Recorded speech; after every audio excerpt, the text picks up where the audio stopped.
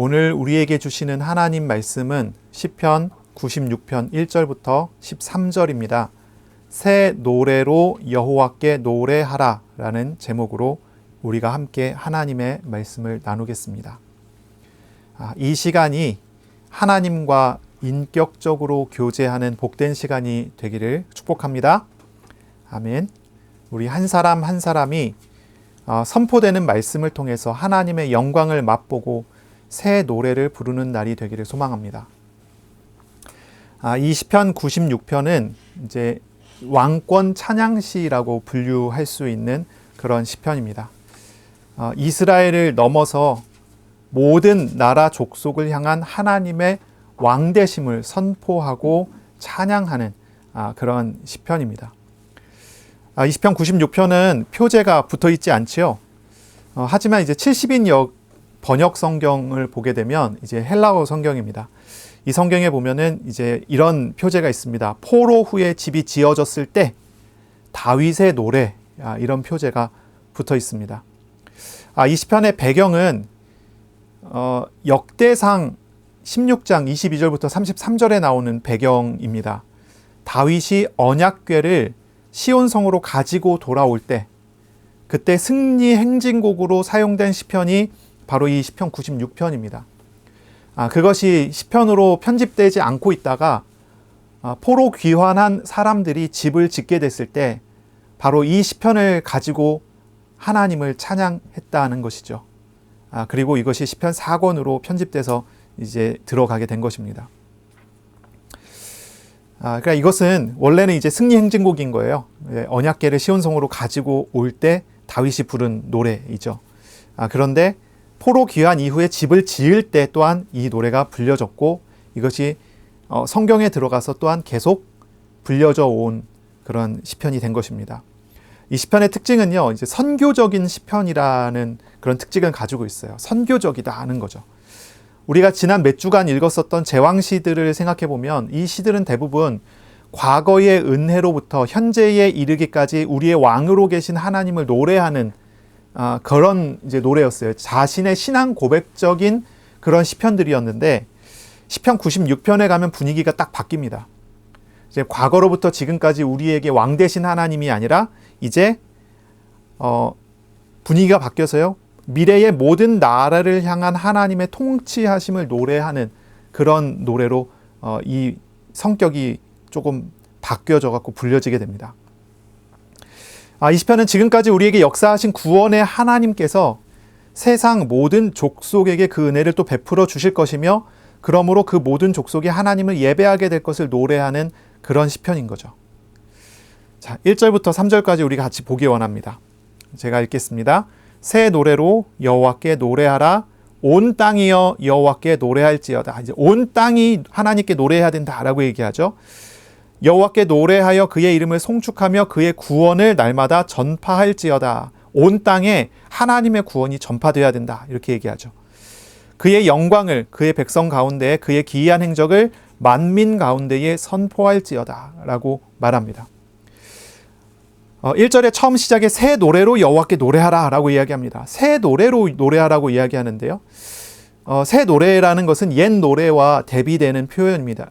옛 노래와 대비되는 표현이에요. 옛 노래는 과거에 주셨던 일에 대한 노래가 옛 노래라고 한다면, 새 노래는 하나님께서 지금 새롭게 하시는 일하심에 대한 노래를 이야기합니다.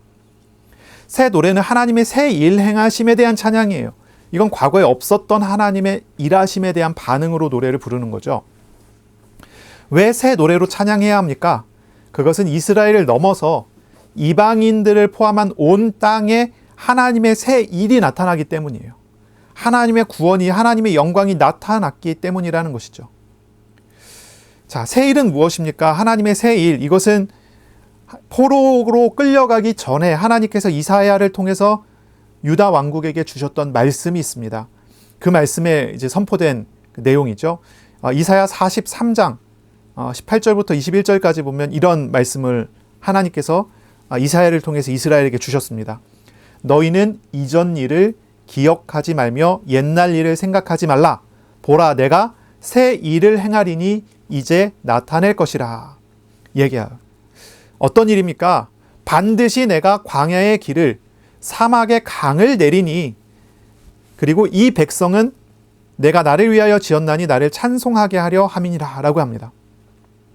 새 노래를 부르는 것은 바로 이러한 약속의 성취와 관련된 것입니다. 하나님은 이스라엘에게 새 일을 약속하십니다. 새 일입니다. 포로로 끌려간 그들에게 하나님은 새 일을 약속하십니다. 그 새 일은 광야에 길이 나는 것과 같은 것이고 사막에 강이 나는 것과 같은 것입니다. 광야는 길이 없어서 광야고 사막은 물이 없어서 사막입니다. 그러나 광야에서 길을 가게 하셨고 사막에서 물을 마시게 하십니다. 하나님의 새 일은 그렇게 나타납니다. 그것은 과거의 일이 아니라 지금 나에게 새롭게 하시는 일이에요. 과거에 하나님은 이스라엘과 함께 하시면서 이스라엘에게 광야에서 길을 내시고 사막에서 강을 내셨어요. 그런데 이제 그 일을 다시 새롭게 새로운 일로 나타내시겠다고 하는 것입니다. 왜 그렇게 하십니까? 바로 하나님과 이 사람들이 참된 교제와 관계를 회복하게 하기 위해서 이 백성은 내가 나를 위하여 지었나니 나를 찬송을 부르게 하려 함이라 이렇게 이야기하는 거죠. 하나님께서 이사야를 통해서 말씀하신 구원, 바로 그 구원을 이야기합니다. 이 새 일은 하나님께서 날마다 주시고자 하는 그런 것입니다. 오늘 2절에 보면 이렇게 이야기하죠. 여호와께 노래하며 그의 이름을 송축하며 그의 구원을 날마다 전파할지어다 라고 합니다. 날마다 새 노래로. 날마다 새 노래로. 이 얘기는 무엇입니까? 하나님께서 새 일을 계속 부어주시겠다라고 하는 그런 이야기죠. 하나님은 일하시는데요. 백성을 위해서, 자기 백성을 위해서 쉬지 않고 일하시는 하나님이시라는 거죠. 예레미야 애가서를 보면 3장 22절부터 23절에 보면 이런 구절이 있습니다. 여호와의 인자와 긍휼이 무궁하심으로 우리가 진멸되지 아니함이니이다 라고 합니다. 원래는 죽어야 되는 민족인데, 그렇죠? 포로 시기에 이제 이스라엘은 전부 죽어야 되는 민족입니다. 자기 죄 때문에 다 죽어야 돼요. 그런데 그들은 진멸되지 않습니다. 그 이유는 하나님의 인자하심 때문에, 하나님의 사랑 때문에, 하나님의 긍휼 때문입니다. 이것들이 아침마다 새로우니 주의 성실하심이 크시도소이다 라고 고백합니다. 포로로 끌려간 이들은 이런 고백을 하게 돼요. 슬픈 노래를 부르지만 그 속에서 이들이 부르는 노래에는요, 하나님께서 아침마다 새롭게 하시는 그 사랑과 긍휼이, 그리고 성실하심이 경험되는 것입니다. 예레미야는 아침마다 하나님께서 인자와 긍휼을 보이신다고 합니다. 아침마다 새롭게 하신다고 고백합니다. 하나님의 새 일은 날마다 나타납니다. 아침마다 나타납니다. 항상 하나님은 새 일을 하고 계십니다. 옛날에 하나님께서 일하시고 지금은 침묵하시는 것이 아닙니다. 지금도 하나님은 새 일을 행하고 계신다라는 고백을 하고 있는 거죠. 이 새 일은요, 날마다 하나님께서 우리의 고난과 얽매임과 고통에 대한 하나님의 짊어지심입니다. 하나님의 이 새 일은 날마다 행하시는 하나님의 구원과 하나님의 응답입니다. 하나님은 쉬지 않으시면서 우리에게 역사하고 계신다는 것입니다. 지난주의 말씀을 우리가 기억해야 되겠어요. 마음이 완악한 사람은요, 하나님을 대적하는 마음이 굳어있는 사람들은요, 눈이 닫혀 있습니다. 보지 못해요.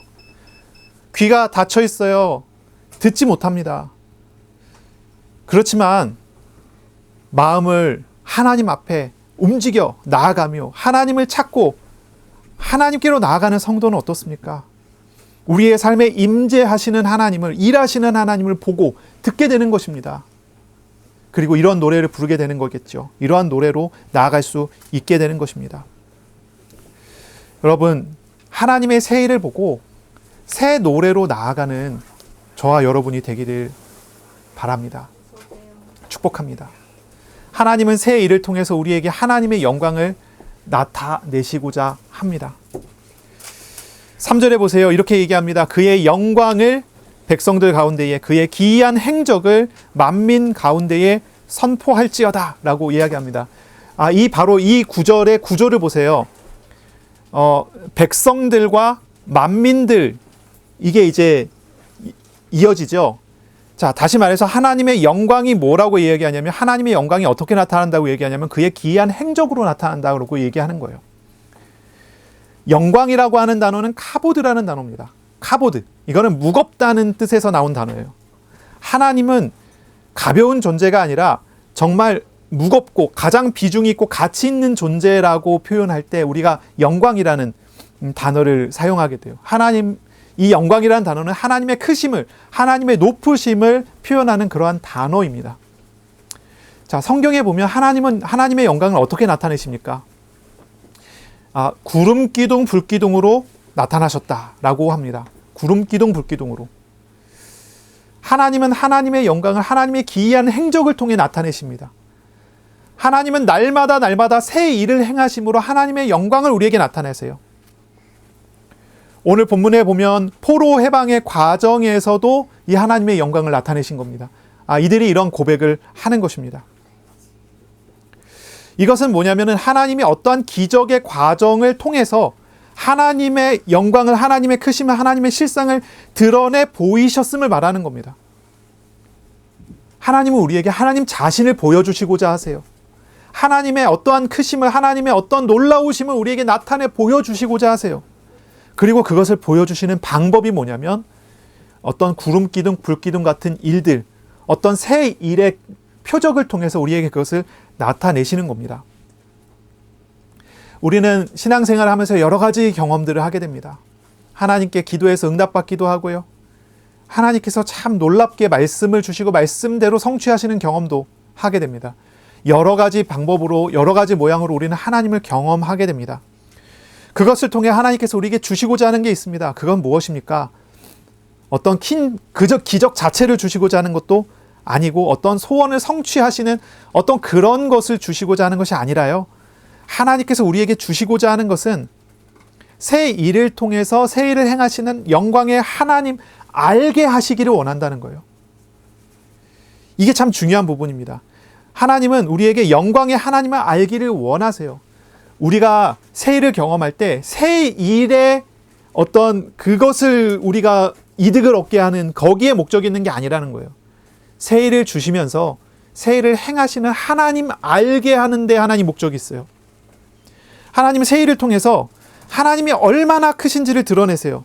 하나님의 영광이, 하나님의 무거움이, 하나님의 높으심이 어떤 것인지를 새 일을 통해서 나타내시고자 합니다. 그래서 뭐 하는 거죠? 교제하기 원하시는 거예요.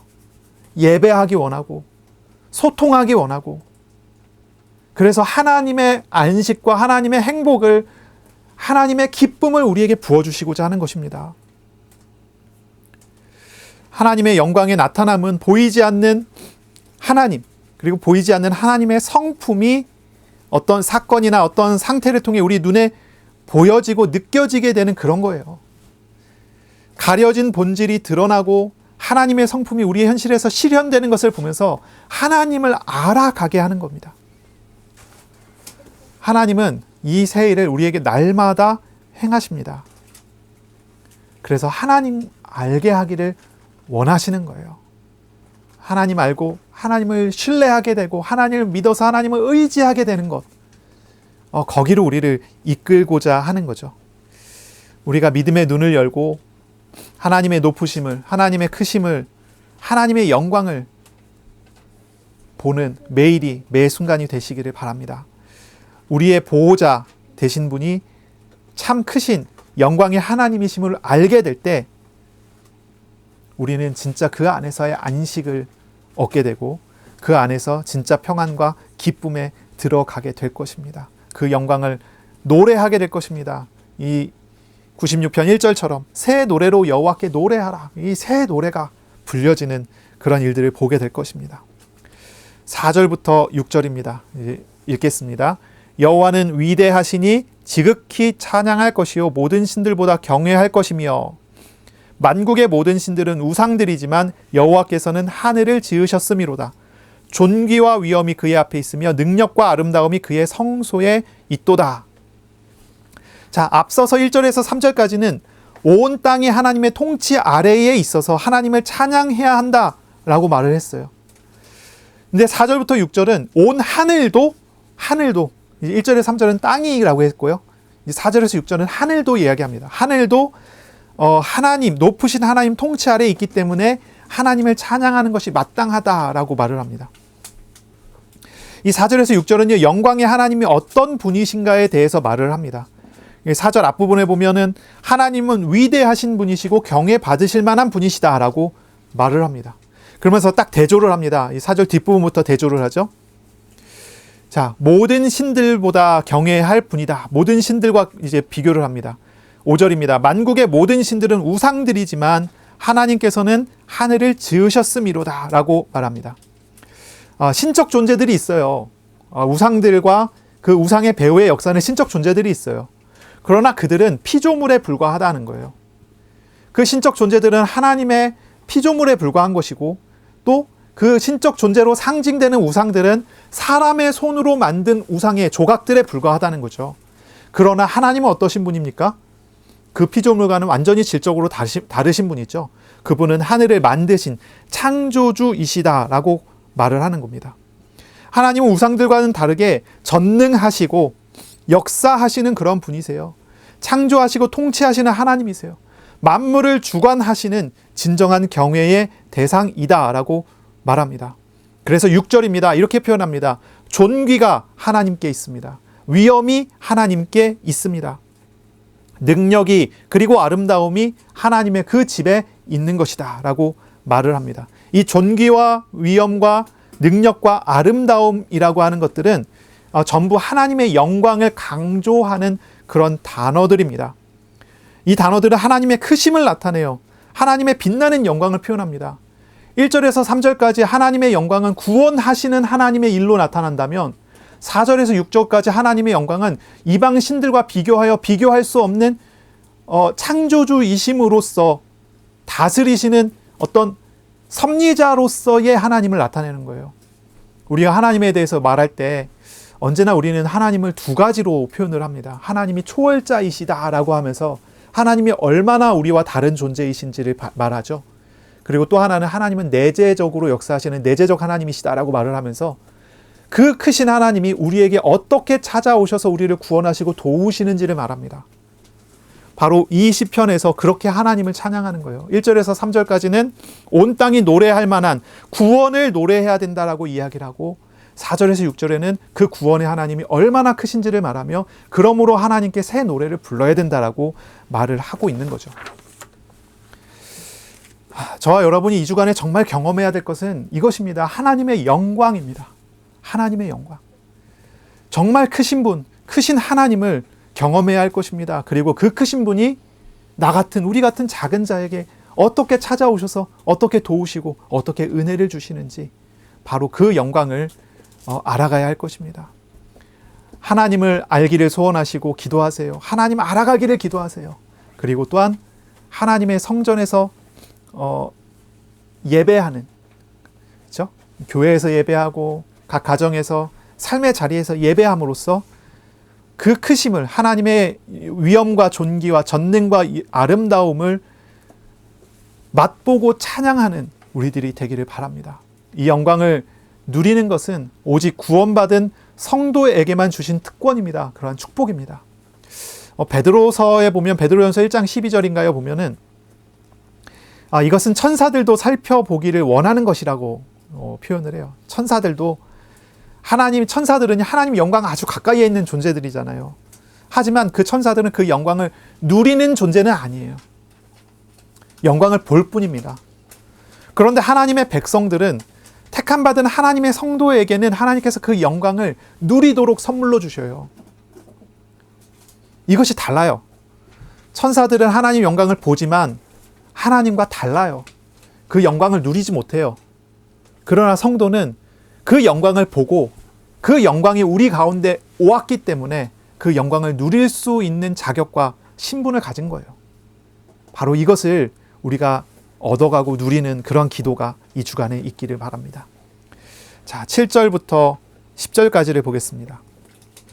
만국의 족속들아 영광과 권능을 여호와께 돌릴지어다. 여호와께 돌릴지어다.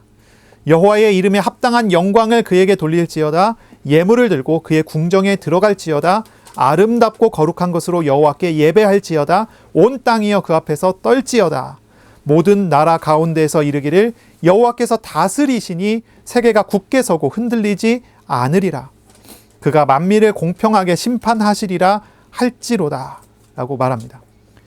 자, 하나님의 영광에 대해서 고백을 했어요. 하나님의 새 일을 행하셔서 영광을 나타내세요. 우리를 구원하시는, 날마다 이루시는 구원의 새 일을 보여주셔서 하나님의 영광을 나타내셨어요.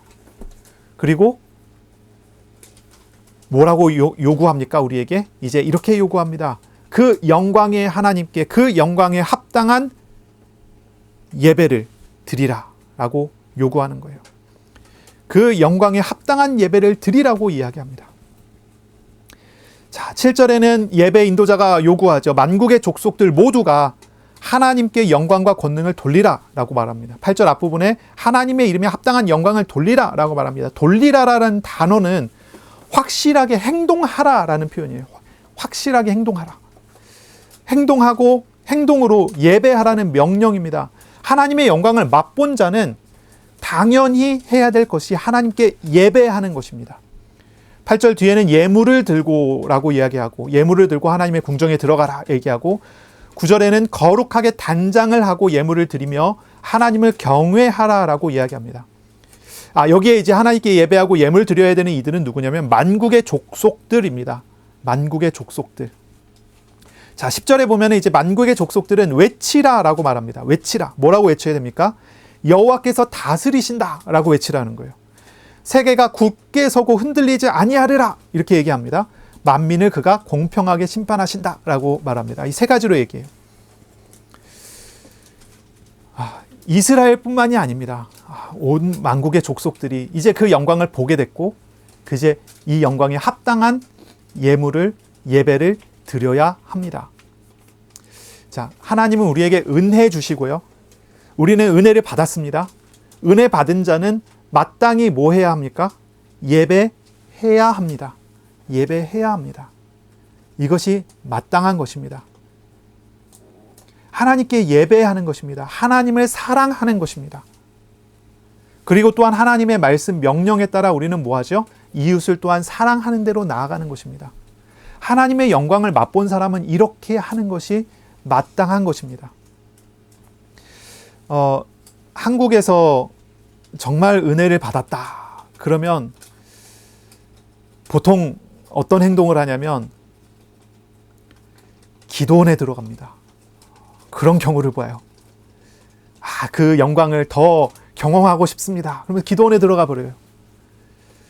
진짜 은혜 많이 받았다 그러면 뭐하죠? 신학교를 가는 경우도 있어요. 그런데 사실은 진짜 은혜 받으면 뭐 해야 되냐면 하나님께 예배하면서 이웃을 섬길 준비를 해야 돼요. 이게 중요한 거예요. 진짜 은혜 받은 자는요, 세상을 떠나는 것이 아니라 세상 가운데로 들어가야 돼요. 하나님과 함께. 그게 바른 거예요. 십계명을 둘로 요약했을 때 앞부분은 하나님을 사랑하라는 이야기고 뒷부분은 이웃을 내 몸과 같이 사랑하라는 이야기입니다. 하나님의 은혜 받은 성도가 마땅히 나아가야 될 방법과 방향은 거기에 있는 거죠. 자, 만국의 족속이라고 하는 이 표현을 우리가 생각해 봐야 될 거예요. 이 만국의 족속이라는 이미지를 한번 생각해 보세요. 하나님은 아브라함을 처음 부르실 때부터 이스라엘을 부르시기 위해서 그 조상인 아브라함을 부르셔요. 부르실 때부터 하나님 처음부터 말씀하세요. 창세기 12장 3절입니다. 땅의 모든 족속이 너로 말미암아 복을 얻을 것이라 말씀하셨어요. 하나님은 먼저 아브라함에게 복을 주세요. 그래서 아브라함 때문에 하나님을 주변에서 알고 하나님을 알게 하신다는 거예요. 이스라엘을 먼저 선택했어요. 선민입니다. 먼저 선택받은 백성이에요. 선민이 됐다는 것은 모든 민족, 모든 족속에게 이 복음이 전파되기 위한 본보기이고 첫 시작이라는 뜻이에요. 모든 족속이라는 표현을 우리가 잘 이해해야 돼요. 하나님의 영광은 이스라엘에게 뿐만이 아니라 이방인에게 향해 있어요. 그래서 하나님은 이방을 향한 계획을 갖고 그 일들을 진행하세요. 아브라함 때도 그랬고 그 이후 때도 그랬습니다. 하나님의 영광은 분명히 구약 때도 그렇고 지금까지 마찬가지입니다. 하나님은 그 영광을 이스라엘과 택한 이방인들에게 경험을 시켜줬어요. 택한 이방인들은 회심하고 이스라엘의 편입이 됩니다. 이스라엘이라고 하는 것이 혈통을 이야기하는 게 아니에요. 아브라함의 자손, 그리고 12지파의 자손을 이스라엘이라 부르지 않습니다. 그 이름이 대표적인 이스라엘이지만 외부에서 이방인으로서 돌이켜 회심하고 이 무리 속에 들어온 사람들도 다 이스라엘입니다. 과거로부터 하나님은 택한 이방인들에게 은혜를 계속 주셔 오셨습니다. 예수님의 족보만 봐도 그렇죠. 이방인들이 포함되어 있습니다. 이방 여자들이 포함되어 있습니다. 예수님의 족보에 보면 이방 여인 라합 같은 경우 살몬과 결혼했죠. 바로 이방 여인 라합이 여기에 포함되어 있고요. 그 이후에 보아스와 결혼한 이방 여인 룻도 예수님의 족보에 포함되어 있습니다. 출애굽 시절에도 마찬가지죠. 출애굽 때에도 이방인들이 함께 출애굽해서 구원을 받았습니다. 또 이 찬양을 한번 생각해 보세요. 이 찬양을 부르는 사람들이 어떤 사람들입니까? 포로 귀환에서 돌아온 사람들입니다. 아마 이 포로 귀환의 때에도 이방인들의 구원이 있었던 것 같아요. 물론 다수는 아니고 소수의 구원이었을 것 같습니다.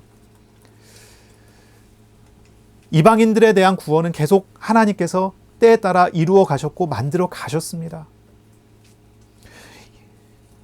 물론 진정한 이방 선교는요, 십자가와 부활 이후에 사도행전으로부터 시작이 됐다는 것을 우리는 또 잘 알고 있습니다.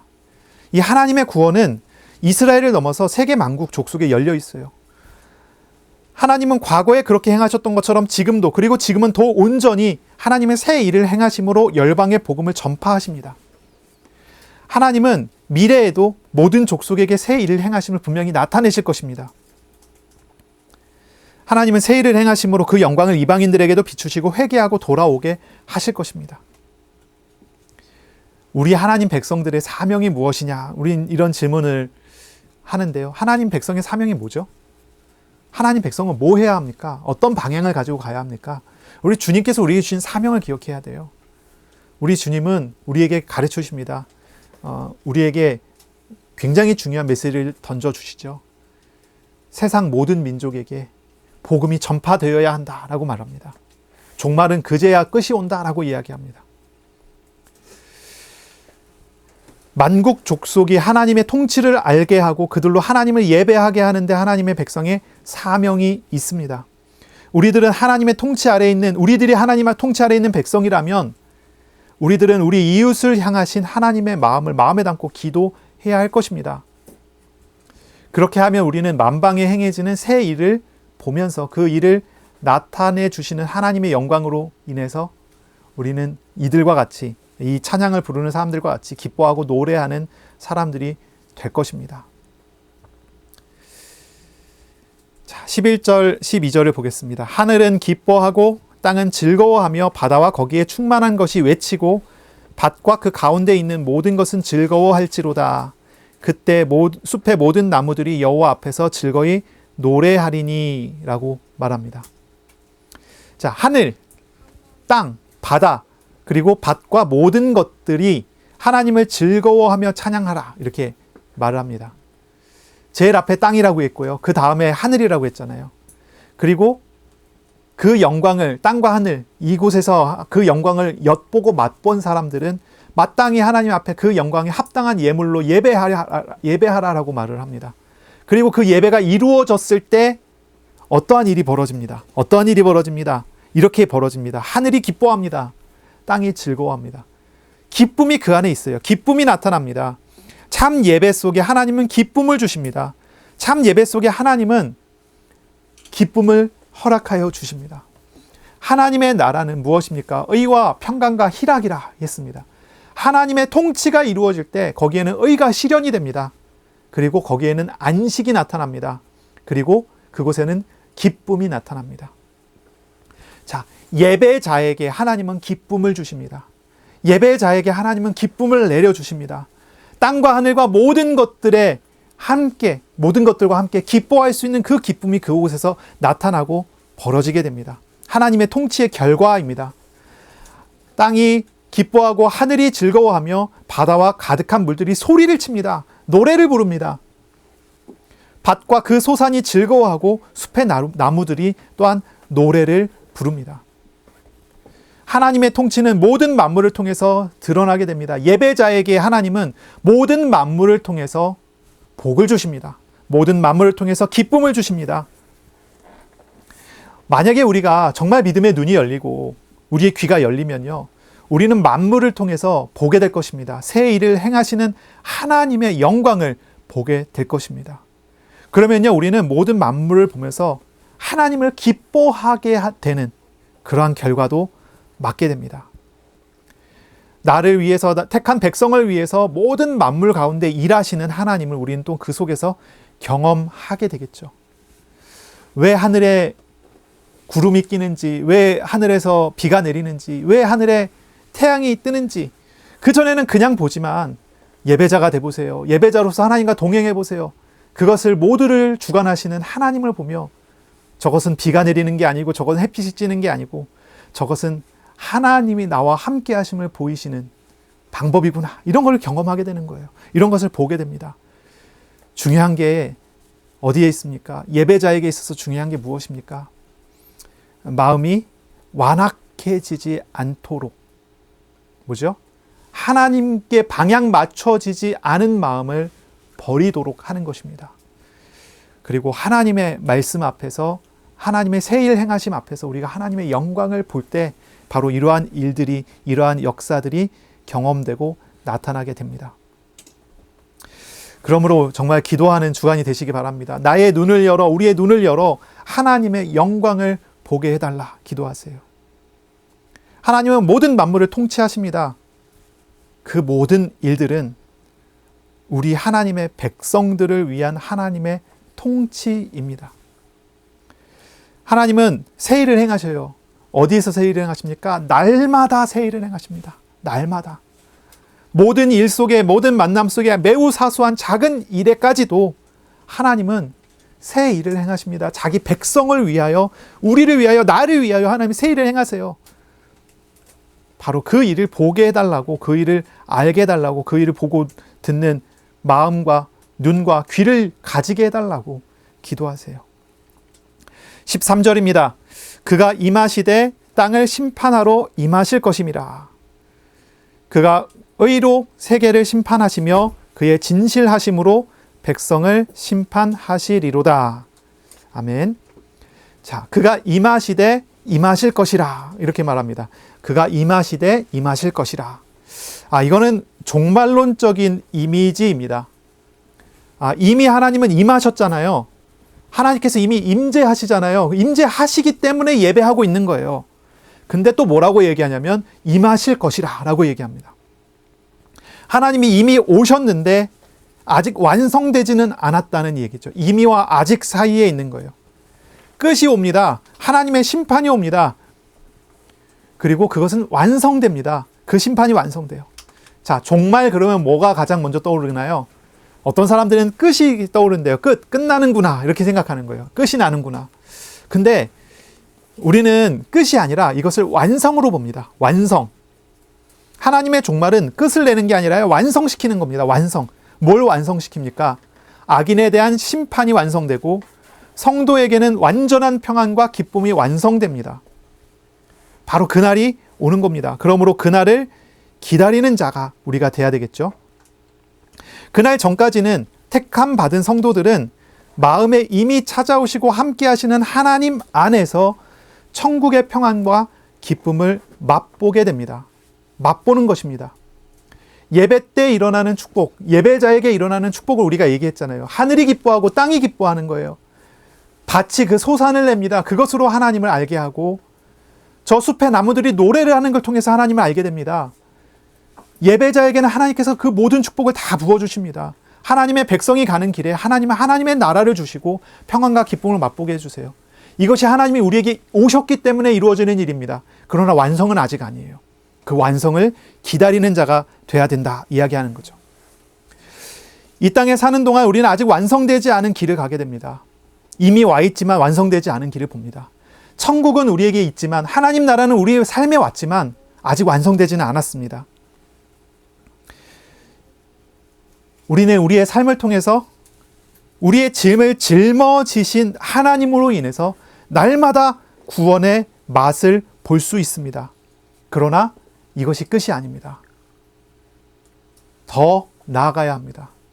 그 구원의 온전한 데 이르기까지 우리는 그 완성을 향해 기다리는 자로서 또 하나님과 함께 걸어가는 것입니다.